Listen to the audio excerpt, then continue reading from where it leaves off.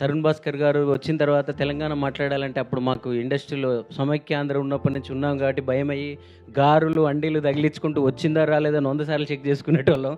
So ఎప్పుడైతే మీరు పెళ్లి చూపులు ఇలాంటి సినిమాలన్నీ వచ్చిన తర్వాత ఓహో మన భాష మనం మాట్లాడొచ్చు ధైర్యంగా అని దానికి ఒక అందాన్ని తీసుకొచ్చారు మీరు భాషని. ఇప్పుడు ఆంధ్ర తెలంగాణ వీళ్ళు పంపకాలు జరిగినప్పుడు ఇది ఇటు అది అటు అని అనుకుంటారు కదా. సో మనకి ఎవరు లేరు కదా ఇక్కడ, మా రవితేజని ఇచ్చేయండి, మా రాజేంద్ర ప్రసాద్ని ఇచ్చేయండి అని మనోళ్ళు ఏమైనా అడుగుంటారు సీఎంలు. ఇద్దరు కలిపి అనిల్ని ఇచ్చినారు. ఎస్. అండ్ ఇప్పుడు ఎన్నో అద్భుతమైన సినిమాలకి, ఎన్నో అద్భుతమైన పాటలకి మ్యూజిక్ అందించినటువంటి చరణ్ అర్జున్ గారిని మాట్లాడవలసిందిగా రిక్వెస్ట్ చేస్తూ ఉన్నాం. అందరికీ నమస్తే అండి. ఇక్కడ దాకా వచ్చిన వీళ్ళందరికీ ఒక్కొక్కరికి ఒక్కొక్క స్టోరీ ఉంది.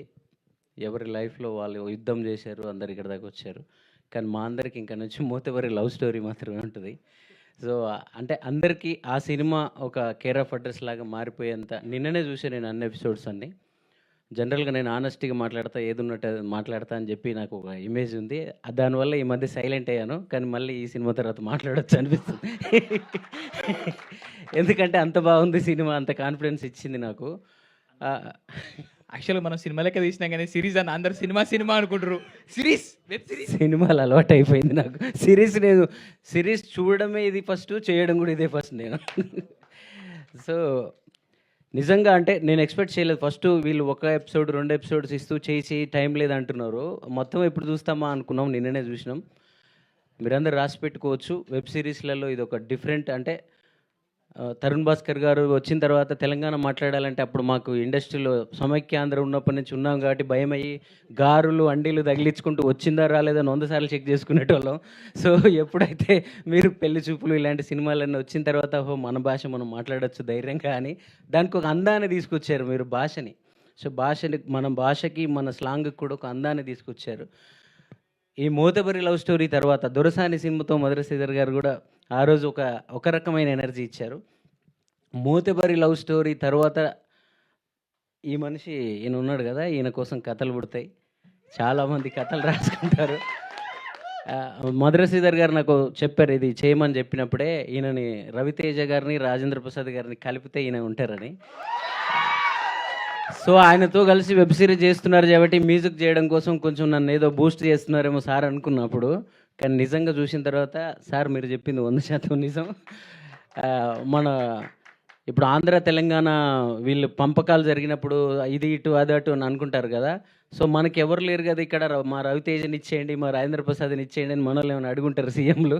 ఇద్దరు కలిపి అనిల్ని ఇచ్చినారు. సో అలాగే ఈ సినిమాలో నాకు ఇంకా బాగా నచ్చిన అంటే మ్యాన్ ఆఫ్ ద సిరీస్ అంటారు కదా, దానికి సదన్న. సో నేను కథ విన్నప్పుడే నేను నాకు ఫోన్ చేసి చెప్పిన, అన్న నువ్వేమన్నా కన్ఫ్యూజ్ అయ్యి పాత్రగా వదులుకోకే, చాలా అద్భుతంగా ఉంటుంది, నువ్వు ఇంకా యూట్యూబ్ వీడియోలు చేయడం మానేసి నీ స్టేచర్ పెరిగే సినిమా అవుతుందన్న అని చెప్పిన ఈయనకి.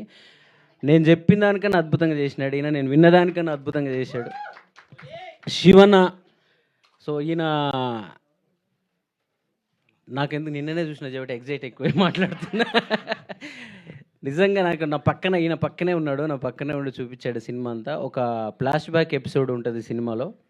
ఆ సినిమా అంటే జనరల్గా ఫస్ట్ ఎపిసోడ్ 2 ఎపిసోడ్ చూస్తున్నప్పుడు ఓకే పర్లేదు వీళ్ళకి ఉన్న దాంట్లో ఏదో చేశారు, మనం బ్యాక్గ్రౌండ్ స్కోర్తో దీన్ని బాగా లేపాలి అని అనుకున్నాం. కానీ 3వ ఎపిసోడ్ నుంచి 6 ఆ ఎపిసోడ్స్ అన్ని చూస్తున్న తర్వాత అసలు మ్యూజిక్ అవసరం లేదు, నేనే కళ్ళల్లో నీళ్ళతో ఆ పాత ఎపిసోడ్ అంతా చూశాను. సో ఒక మణిరత్నం గారు, ఒక పిసి శ్రీరామ్ గారి ఆ ఫోటోగ్రఫీ, అలాంటి మూడ్ ఎలా ఉంటుందో ఆ ఓల్డ్ స్టోరీ మొత్తం అంత బాగా చేశాడు డార్లింగ్లో. మీరందరూ ఆల్రెడీ మీ అందరికీ నేనేదో మ్యూజిక్తో చేయాలని అనుకున్నాను, మీరు ఆల్రెడీ నన్ను మించి చేసేసారు. సో మేము జస్ట్ దాని ఫీల్ని తీసుకొస్తే చాలు మ్యూజిక్ అని అనిపించింది. సో ఈ సినిమా ద్వారా ఈ సినిమాలో ప్రతి పాత్ర పేరున చెప్పలేము కానీ ప్రతి పాత్ర వీవా అన్న ఉన్నాడు, నిసార్ బాయ్ ఉన్నాడు, ఆ ముసలాయన పాత్ర రాముల తాత ఉన్నాడు, అలాగే ఇంకా వాళ్ళ అన్నదమ్ముల పాత్రలు అయితే చెప్పడానికే లేదు.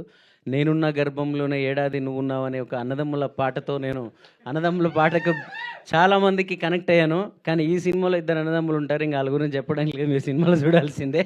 నేను చెప్పిన పాట అంత గొప్ప అన్నదమ్ములా కాదనేది మీరు చూడండి, అదే ఈ కథ.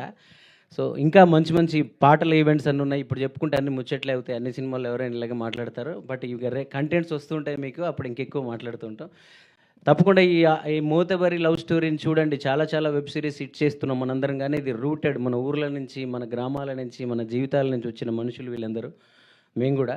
సో ఇది విజయవంతం అయితే ఇంకా చాలా కథలు పల్లెల నుంచి పుట్టుకొస్తాయి, చాలా కళాకారులు పుట్టుకొస్తారు. అదంతా మీ చేతిలోనే ఉంది. థ్యాంక్ యూ అండి, thank you so much. Yes, and ఇప్పుడు ఆర్ బ్యూటిఫుల్ వర్షిణి గారిని మాట్లాడవలసిందిగా రిక్వెస్ట్ చేస్తున్నాం.